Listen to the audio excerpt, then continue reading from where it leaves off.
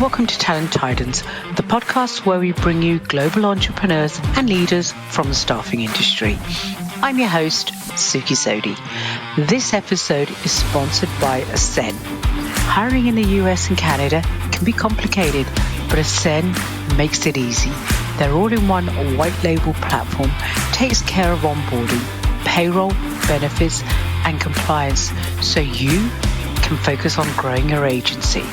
To learn more, visit ascend.com.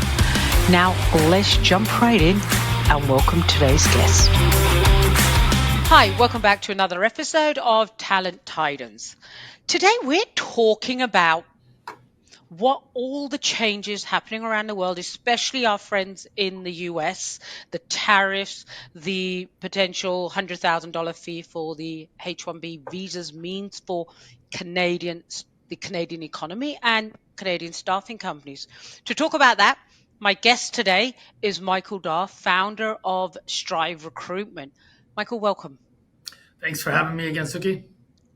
Thank you for joining us. Now, who are you? Who's Michael? Still trying to figure that out. No, I'm kidding. Strive Recruitment has been around for 17 years. I'm the founder and managing director. We have two offices, one here in Vancouver where I am residing and one in Ontario. And we specialize in a variety of different areas, mainly manufacturing, accounting and finance, and corporate administration.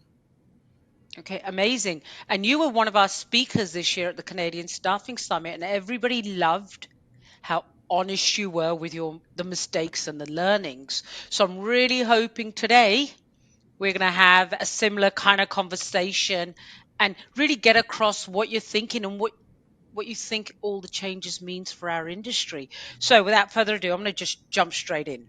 So let's look at Canada, right? So let's start on the good old immigration. It depends who you talk to, right? But it's a country built on immigration. Absolutely. I'm an immigrant. Okay, so I moved here, 2005 from the UK. So I 100% support immigration, but the right immigration. So Canada admitted 483,395 permanent residents in 2024. Yep. And of course, they're continuing to do that. From a staffing perspective, from a staffing agency owner perspective, what do you think about that? Is that something you think the market desperately needs? And if so, why?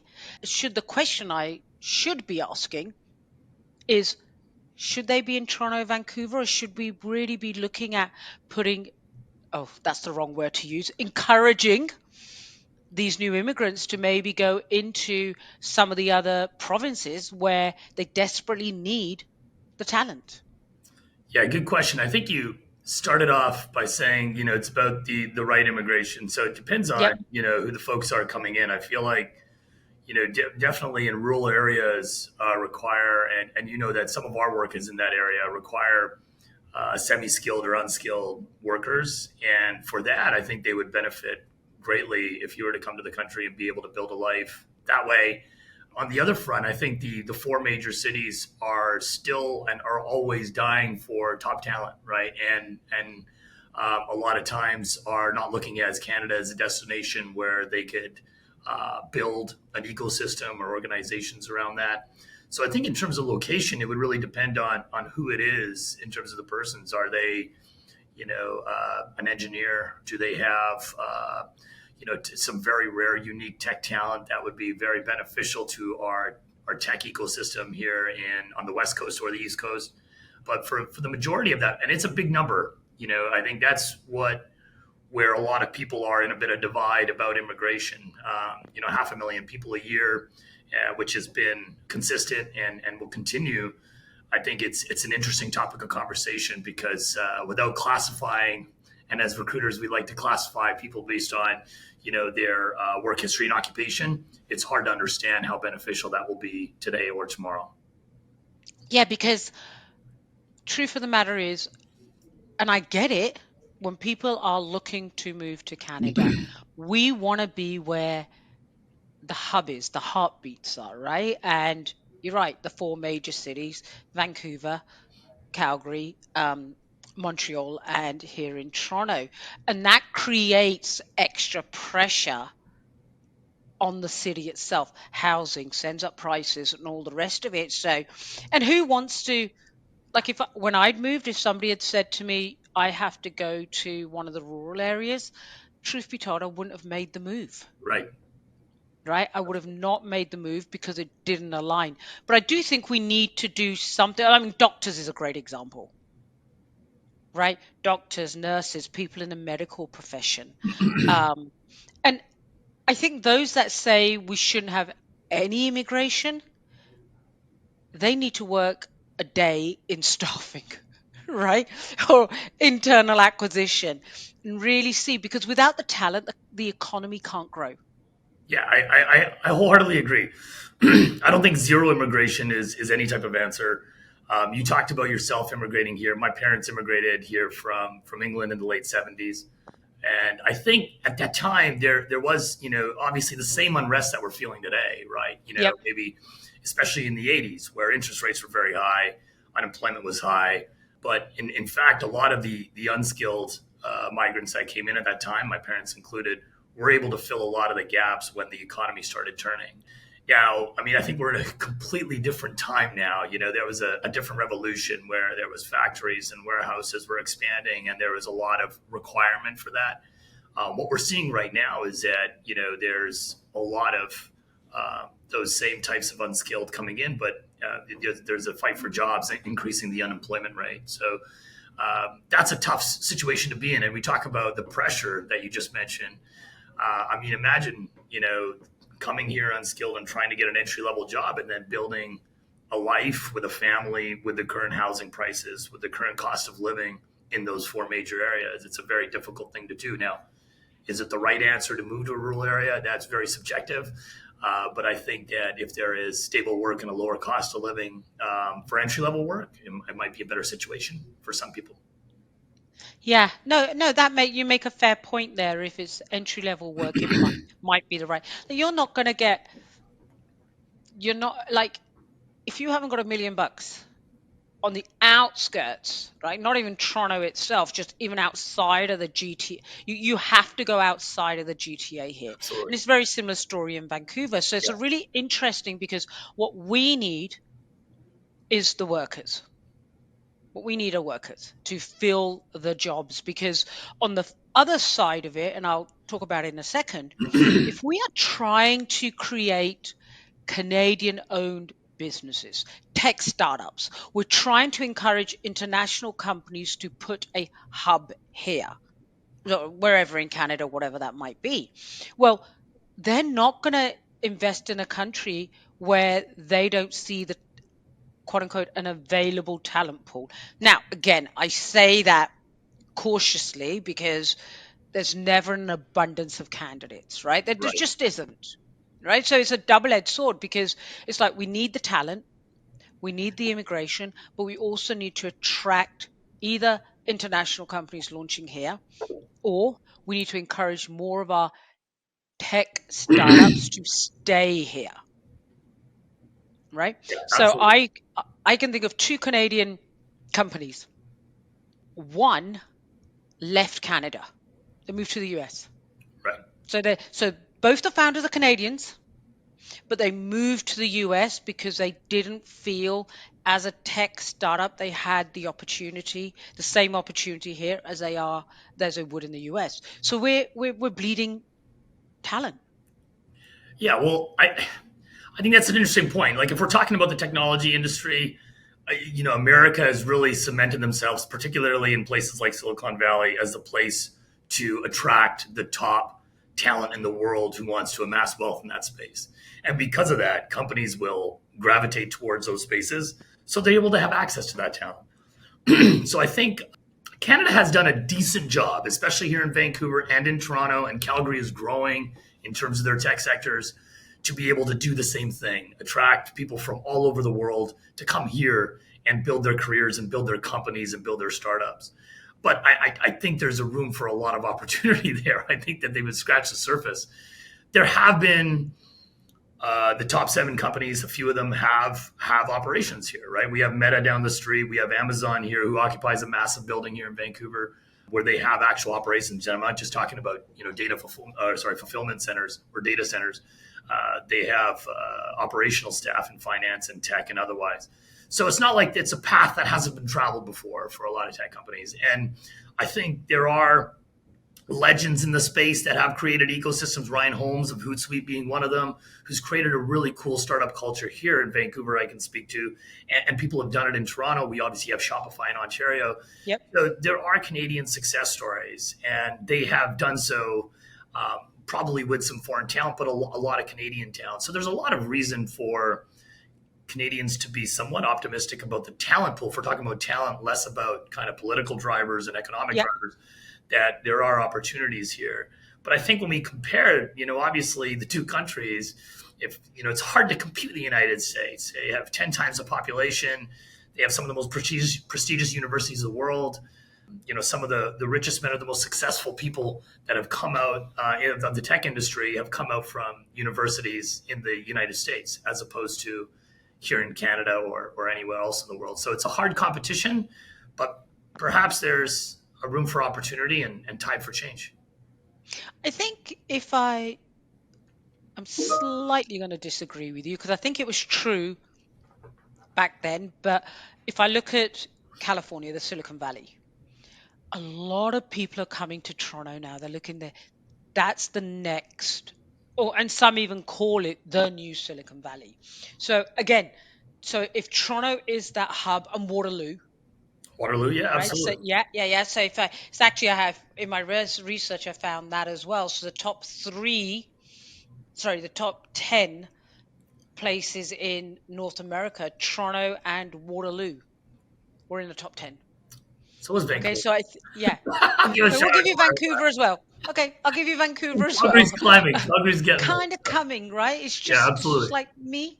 But no, so I think that's really positive. Absolutely. For Toronto, and if I just stick with this, Toronto and Waterloo. Challenge becomes what we talked about earlier, the housing and things like that. But don't you think, or let me rephrase that, what impact, if any, do you think the proposed $100,000 fee, or whatever, visa fee, or whatever word they're using, for H-1B visas, what impact is that going to have on Canadian companies? That is a huge opportunity, I think, for Canada, and it will be wholly determined by how we react to this. We do have some strong things in place. Of course, we have the GTS and the temporary foreign worker program, which allows people. You talked about 500,000 permanent residents. Remember, the H-1B visa is a temporary visa, right? Yep. So it could be very opportunistic and very advantageous for people to say, well, there's a straight line to permanent residency in Canada, as opposed to going through the H-1B program. Now, I first saw it $100,000 for places like Google or Amazon. Is that something that's pocket really change going to, right? That's probably a search fee, right? Given in our industry, looking at that. But when you look down at the numbers, and last year alone, there was 9,000 H-1B visas issued by Amazon. Now, we're not talking about a rounding error anymore. We're talking $1 billion, right? So it is, I guess what I'm trying to say, it is an action that took place by the administration in the U.S., which was meant to deter them to do that, as opposed to just being a political play and saying America first in terms of jobs. Coming back to Canada, I think that if it's marketed effectively, if it's campaigned properly to attract top talent, it would be a huge opportunity and something Canada desperately needs in this current time. I think I'm not the only one in this industry who's felt a pinch of what our economy has faced and where our country has faced in 2025. And we're starting to see signs of improvement, for sure, as we typically do at this time of the year. But I think the H-1B visa news that came out in the U.S. presents a big opportunity for Canadian to attract top talent. And we talk about 500,000 people coming here on a PR. Imagine that we're able to attract the top 1% of talent, whether it's tech, engineers, healthcare, in the world, to come here. What will that mean for the economy? What will that mean for the future generations, where, you mentioned that GTA might be looking like its own Silicon Valley. We can say that that's absolutely an opportunity. And that combined with, the current state of unrest in America, there's a big divide politically. Well, we can actually say that because we see that every day. And I can say that from experience. We made a living sending CPAs to the United States to work with Fortune 100 companies. So the United States would partner, or sorry, the top companies in the United States, consultancy firms, public practice firms, we would partner with to bring Canadian talent down to the Bay Area. And candidates who are in their 20s would love that. They were looking at being in the same room as CFOs they'd see in magazines, be in the walls of some of the great campuses that they'd see on TV, and they built good lives out there. But that train has stopped. I shouldn't say it's full stop, but it has stopped at the pace it was going at, because a lot of Canadians are, for obvious reasons, not as excited as immigrating to the United States as they once were. And I think because of that, you're able to keep a lot of the talent at home, and knowing that there's opportunity for them to grow their careers locally and grow businesses and startups and organizations locally is very positive for the entire nation and the economy as a whole. But that's a great example of not more than maybe 7 or 8 years ago, where we had lineups at the door of CPAs wanting to get into the Bay Area. And I can tell you that's not the case anymore. Yeah, I think it's an interesting one, because it's not as simple as the individuals saying, okay, we're not going to the US, we're coming to Canada. But there's so many factors that Canada has to get right before we actually start reaping those rewards, so to speak, right? Something really, really simple, simple things: processing time and the fees attached to it. But I think also it doesn't take away from, and this will, I feel, it'll encourage more Canadian companies to do their startups here, especially tech.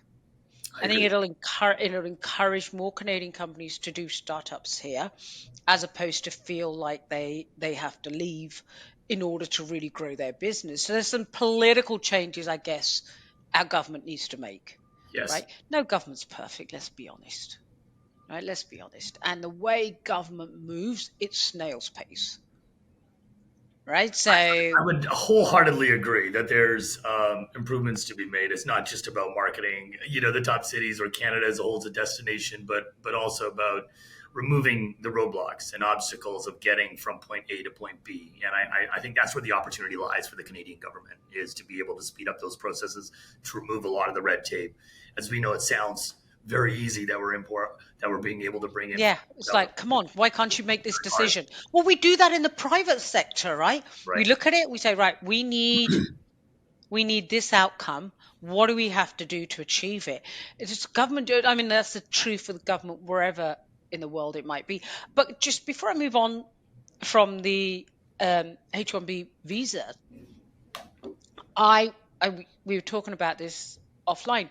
I think there's going to be those individuals that choose to stay, and we're then going to compete for that talent with their own home country, if their governments get it right, so to speak.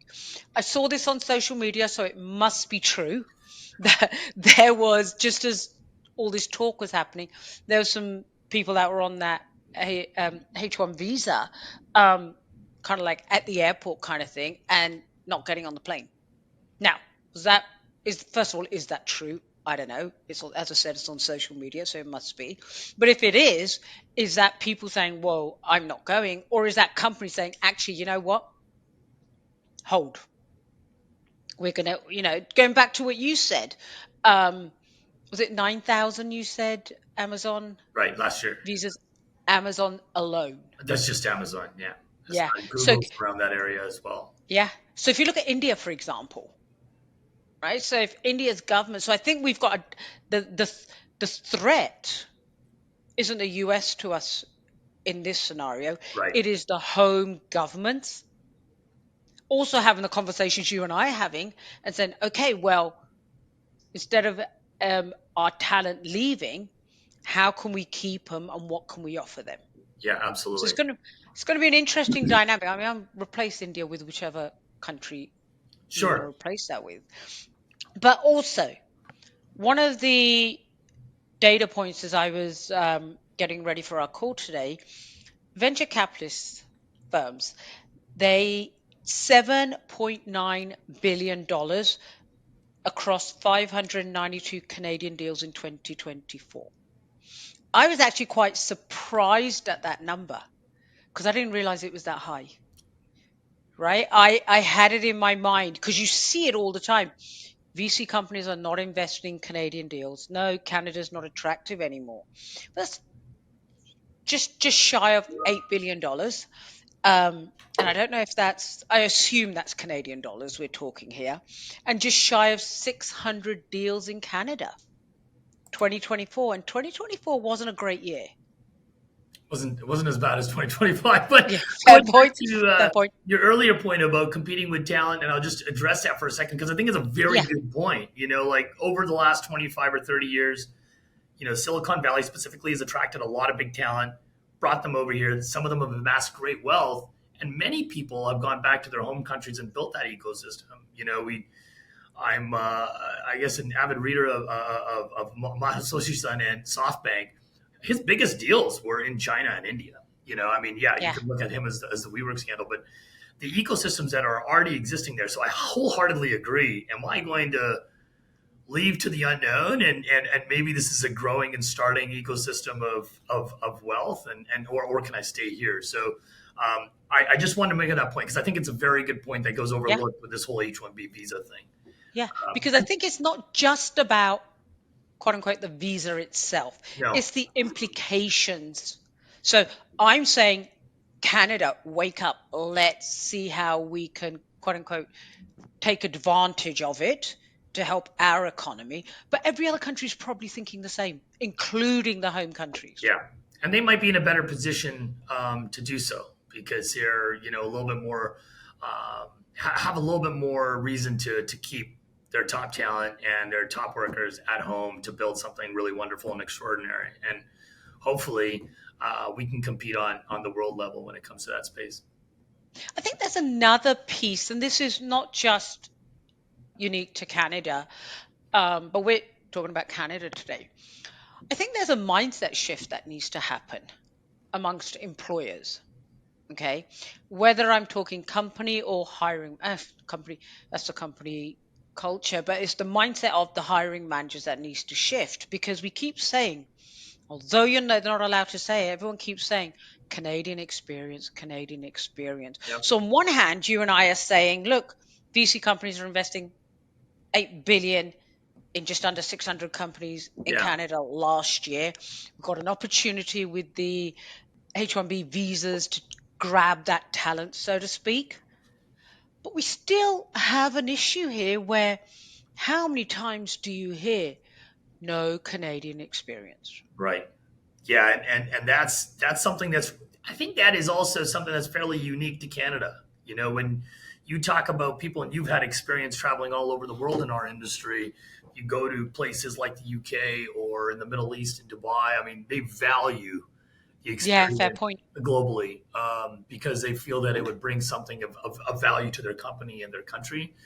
And I think that's a kind of stigma that Canadian companies and businesses have dealt with and agencies have dealt with for Yeah, years. It's nothing new, but you do see strides in the right direction, and I think that's we've talked about this at your conferences, at your staffing summit, about how we need to be the advocates because these are the yep. talent that we're representing, and if we're doing our jobs effectively and appropriately, we are deriving some of the top skills that are there, but the bias still exists.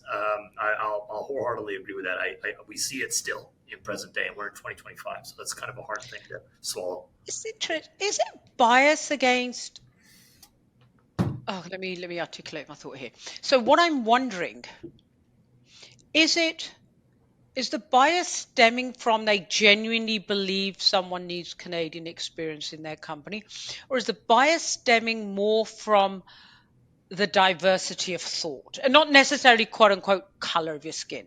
Yeah. Right. Right. So it's that diversity of thought.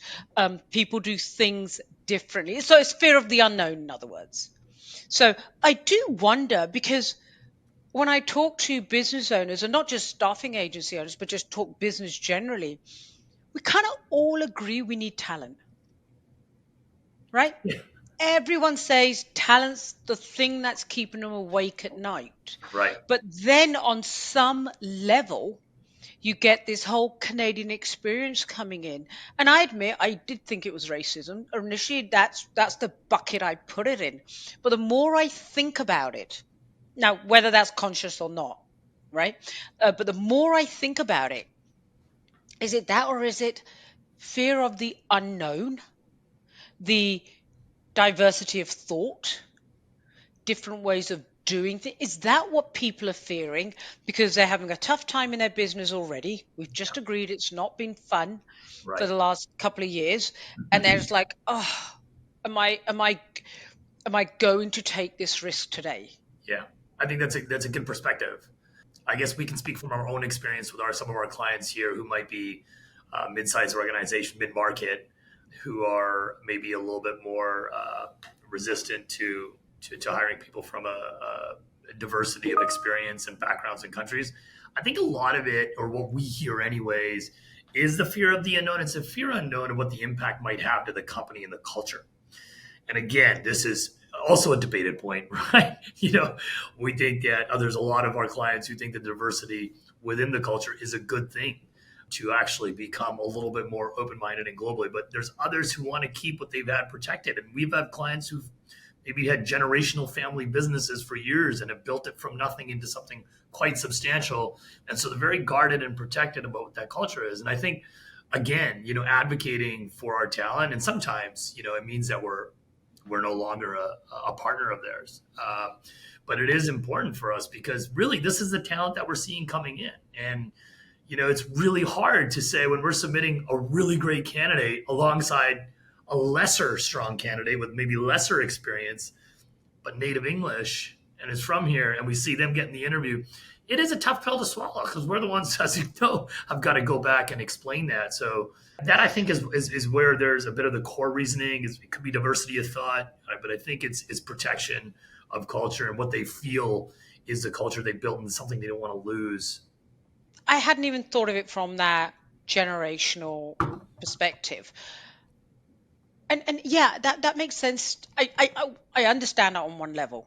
But at the same time, the thought going through my head as you were talking was, you'll have no business left. Yeah. Because that talent pool, you're shrinking your own talent pool. Right. Okay. And the people you do have at some stage, they're going to move on because they've outgrown the business. They're going to retire. Stuff happens, right? So it's really, as you would think, that was a thought going through my mind. Okay, that might be okay today. Right. But what about what legacy are you leaving for the next generation? Right? What legacy are you leaving for the next generation? And the truth of the matter is, we can, oh God, and I'm sure I'm going to have a lot of people come at me on this one, but we can make as many laws as we want. People are going to find a way around it. Okay? Yeah. So I don't need a law to tell me killing someone is wrong. Like, I don't need that, right? I don't need a law to tell me discriminating against someone's sexual orientation, their color of their skin. I don't need a law to tell me that. So we can go ahead and make all these laws. And if you look at Ontario, I can't think of another law that they could possibly bring out. That's right. Right? Yeah, I'm just like, well, because people say to me, what do you think is coming next? And I'm like, dictating how people go to work or something? I mean, I can't see what other law could possibly come out. Right. So I think there's a role we as independent recruitment agencies, regardless of what sector, we have to get better at having our voice heard and advocating, right? Absolutely. Advocating for the talent. And then on the flip side of that, this is what I'm going to say. Everyone's had a really hard time. I wonder how many people, and again, I'm sure someone's going to come at me for this one. I wonder how many people are genuinely sitting there and say, and just go back to Canadian experience, and they don't have the confidence to say, sorry, Mr. Client, I'm out of here. I'm not working with you. Right. And they're Yeah. working with that because they have a business to run. They have to put food on the table. So it's this vicious circle. Yeah, absolutely. And especially in times like these where, you can't afford to fire 8 out of 10 clients because of their views on talent. So I wholeheartedly agree with both sides of it. I mean, we're a small business ourselves, so we don't have the luxury of cutting everybody off. But at the same time, I think that we've been in business for almost 20 years, and there's a lot of clients that we've had who've been with us for that while, and there's a lot of clients who appreciate our perspective and trust us, and I think that takes time to build on experience. So it might not be every organization or every mom and pop shop, but I would say that the trust is something you need to establish with both the candidate and the client. And once you establish that trust, like I think it's a different type of partnership. If you're in relationships where you're one of 4, one of 5 agencies working on the same job, I think that's a different type of relationship, which we try to avoid. But going back to the talent itself, I mean, how deflating it must be to come here as a student and work your tail off and go to these private colleges who promise the world and come into the market and realize that there isn't actually an opportunity for you, and you might have spent a fortune on Oh, being they've spent a fortune. It and might not be a fortune in Canadian dollars, you could make the but argument. yeah, yeah, for them. But No, it you're right. definitely is for them. Yeah, 100%. And it's not just students we're seeing that with. No, It's it's not talent. It's just talent as students. a whole.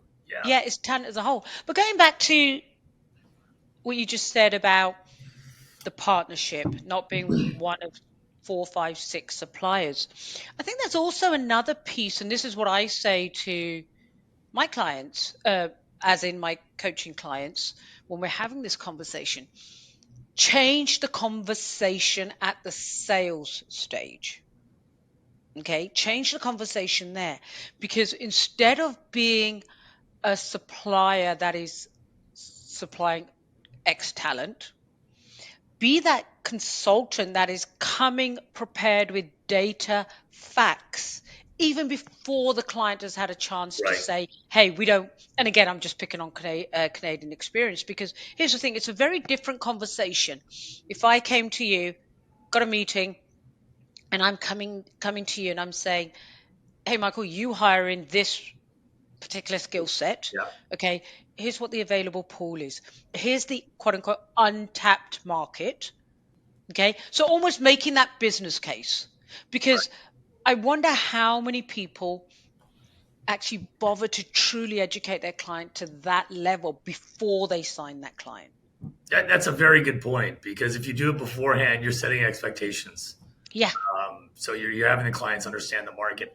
And I think you're absolutely right. I think we miss the point as recruiters sometime that every client and every decision maker that we work with is fully educated on the job market. They know more than we do. And some of our junior recruiters have that inferior complex when it comes down to it. But the reality is we live and breathe this space. My recruiters are on their the talent intelligence platform. The guys at Luxor are going to bug me for calling it an ATS. But also on Recruiter, we live there. We see it. We're on Insights. We're on Recruiter. We see who's open to work. We see who's not. We see all these things. And I think you're absolutely right in coaching the leaders that way to make sure that our team has a confidence to go in there and say, what you just put down as a profile for your next hire is a unicorn, or And or this is the amount of talent. I think you're good. We have access to a lot of data at the moment, and I bingo, referenced one of them. we don't use that.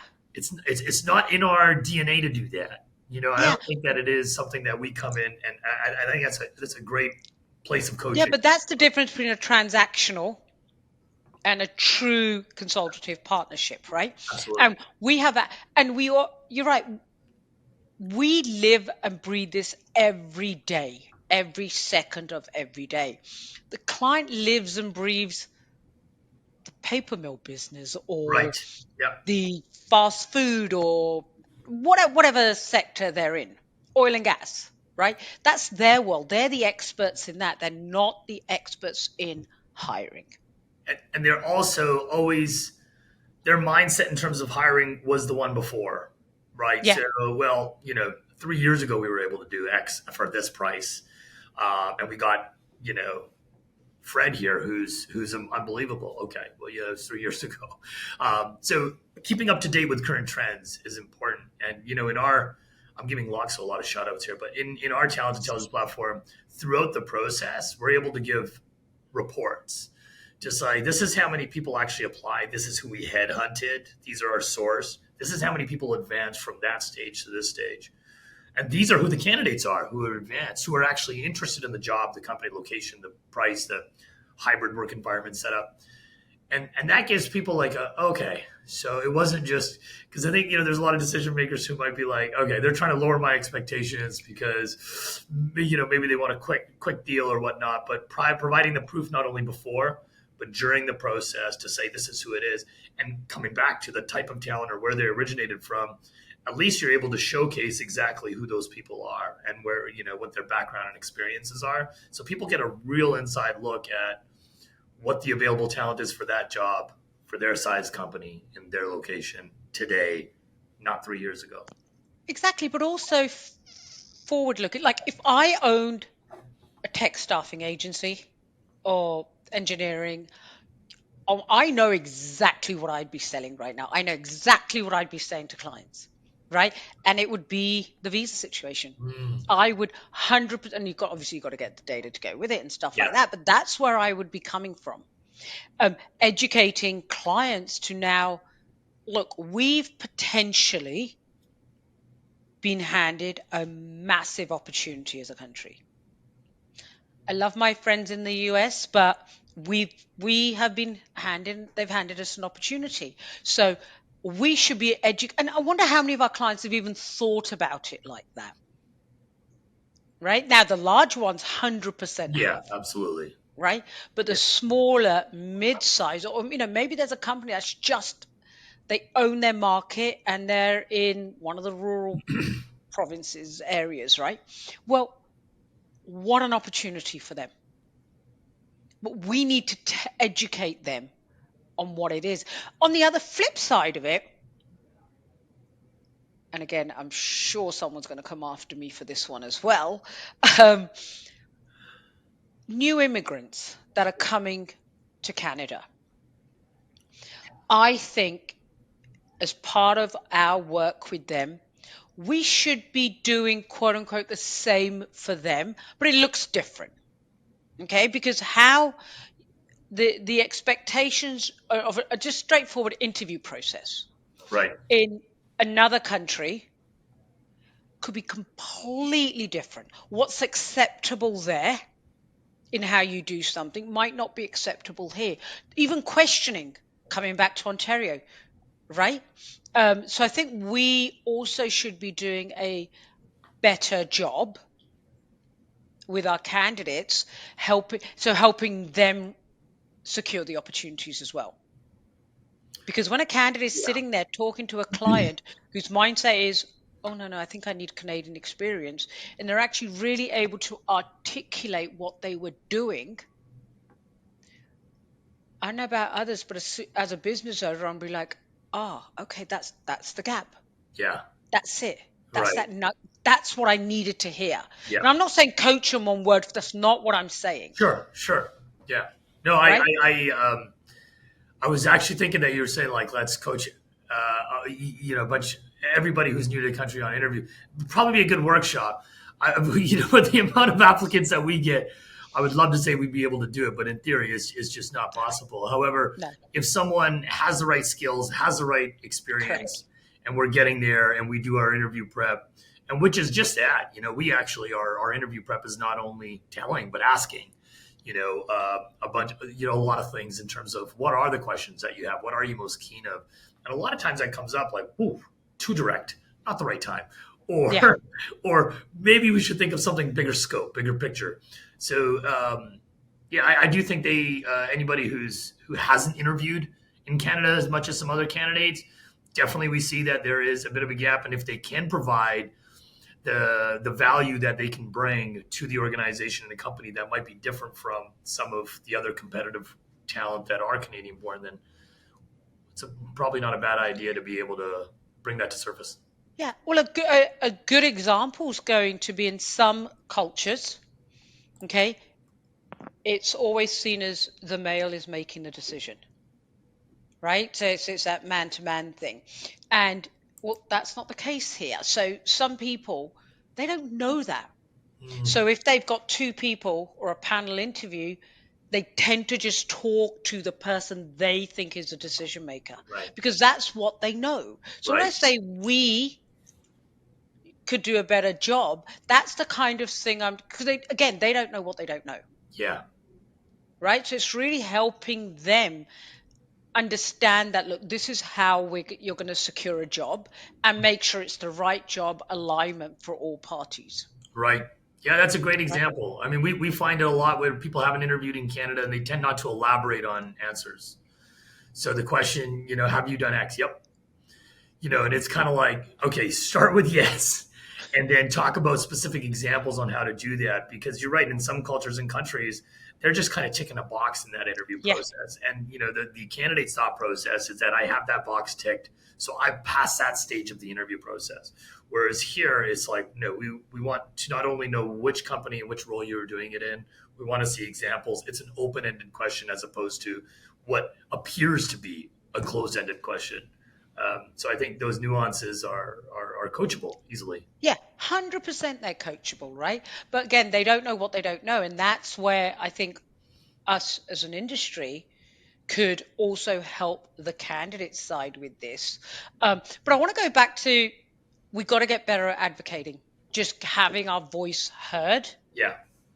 We need to have our voice heard. So agencies and it doesn't matter whether you're sitting in Canada, US, England, really doesn't matter where you are. Have a say. Be vocal about it, because again, we're the experts in this. We need to be advocating for ourselves. And again, on that, I don't mean go and protest outside City Hall. That's not what I'm talking about. There's other ways to be involved in the conversation. I think there's this mindset that, oh, but I employ 5 people.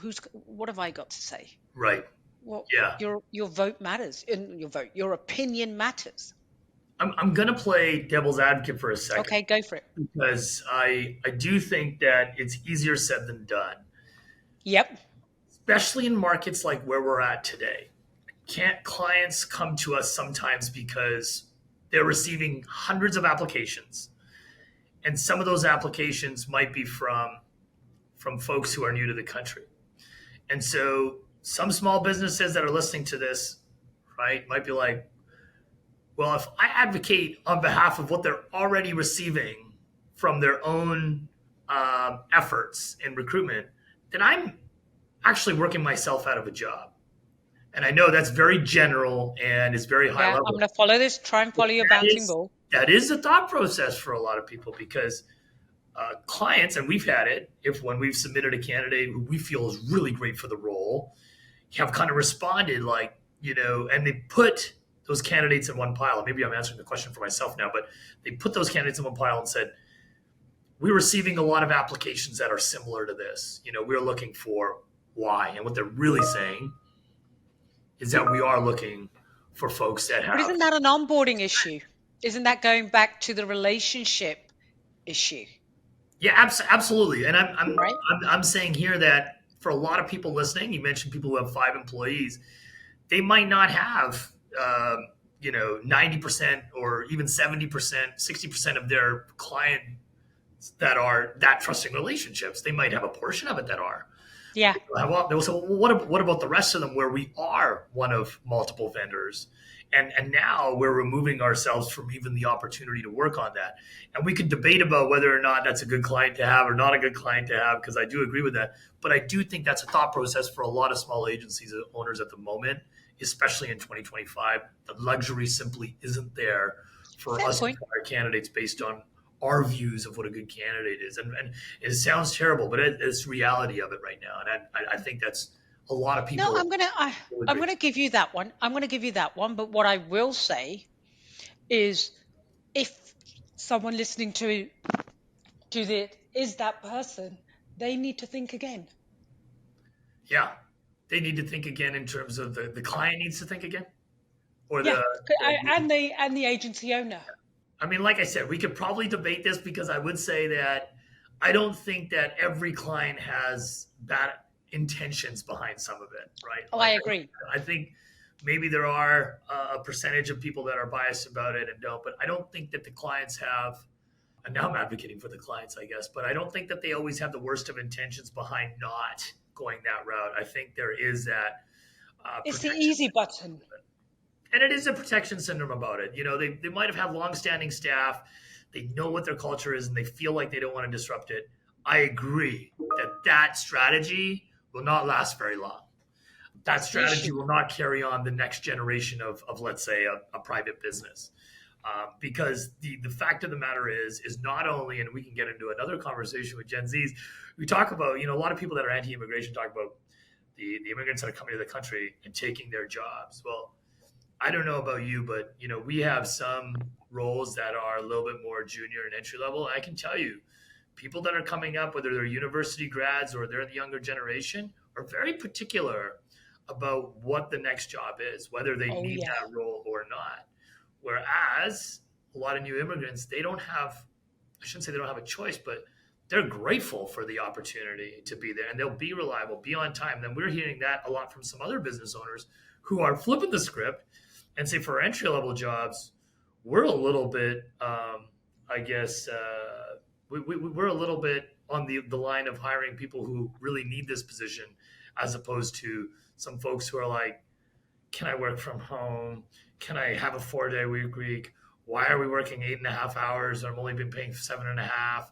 There's a Oh lot of geez, yeah. questions that come up in some of those roles that clients at some point don't want to deal with. So I think there's sides of both sides of it. Yeah, because those clients are looking at it from a quote unquote business perspective, because if the work doesn't get out, whatever that work looks like, you have no business. There will be no business That's right. left if, right? So you got to, and you're right, it's balancing that with the needs of the employees. You're right. Um, People want to, are looking at people's companies' social footprint, right? They're looking at it and saying, well, that they supported that, so therefore I'm not going to work for them because they said yes to that or they said no to that. I mean, look at was it Target in the US that just done the U-turn and now the CEO's out of the job. I get it; it's a tough place to be as an employer, but you're right. When you have new immigrants who are grateful to have a job, I'm not saying they're going to work harder.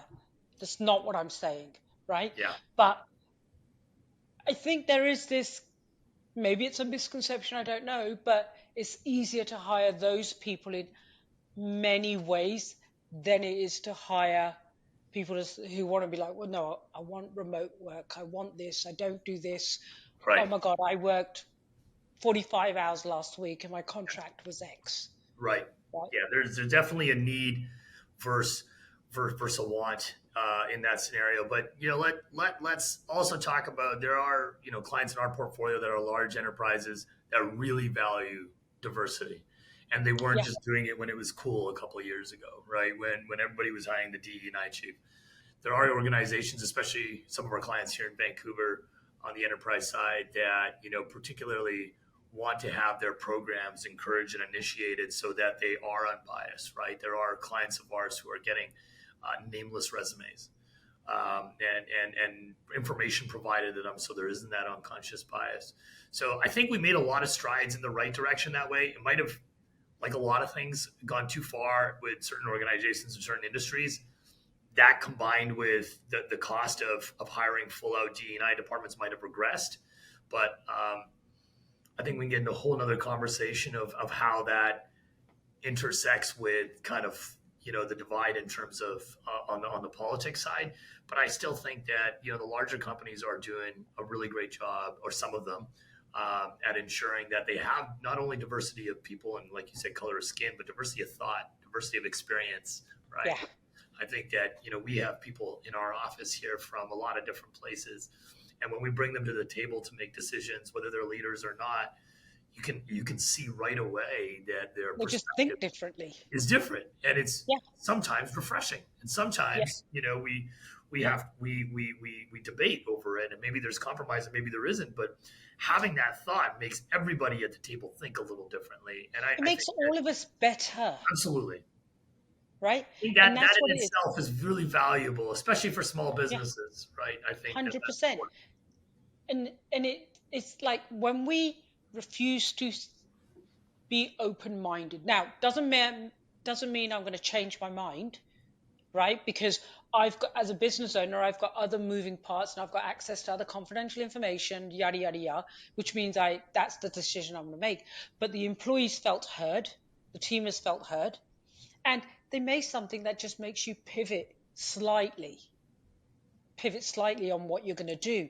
Right. But that diversity of thought, I don't understand people that won't, regardless whether it's business or politics or even sports teams. Even sports teams. You should have seen our house the other day, the Arsenal-Man City game. You watched the wrong match. That was the problem. I was just like, are we really having this conversation here? Yeah. But listen, Mike, we're coming up to time. Final thoughts. Right. What are your final thoughts on companies listening to this, agencies listening to this, about the Canadian economy? Right. I think there's reason to be hopeful. I also say that every year. But I am optimistic, as I think you have to be this year. But I think some of the things that we've seen recently with the recent rate cut and some of the economic drivers going in the right direction have been positive. I mean, really, there's two things that we need in this country. It's innovation and expansion. And as an agency owner, that's how we are able to be successful in our space as well, because we are the vehicle for that talent to get to those companies who are at the forefront of innovation and expansion. And you can't have that without investment. And without investment, not only from the private industry, we talked about VCs, private equity, or also just ourselves, but from the government. There is room for more monetary support, right? There is room for more fiscal responsibility from the government. And I think that this is a huge opportunity for, a new government, a new prime minister, maybe not so much a new government, to seize the opportunity and be able to really attract some of the best talent in the world to build extraordinary things right here in our backyard. And we have the space to do it in our country. We have the infrastructure to do it. We are in a place where it's been done before. And I think that the next couple of years will be massive for the next decade or generation if we're able to do that. I mean, on that note, thank you very much for sharing your views today. If someone wants to reach out to you, how do they do that? LinkedIn's a great place. So you can DM me there or send me an email at michael@striverecruitment.ca. But thanks for having me. As always, it's always fun with you, Suky. So you're welcome. See you in a couple Thanks months. for your time. All right. Take care. Bye for now. Thanks for listening to Talent Titans. Be sure to follow the show so you never miss an episode. And if you enjoyed today's conversation, share it with your colleagues or leave a review. It really helps others discover us. Talent Titans is sponsored by Ascend, the platform that simplifies hiring across the US and Canada. From onboarding and payroll to benefits and compliance, they handle the back office so you can focus on growing your agency. Learn more at ascend.com. I'm Suky Sodhi, and I'll see you next time.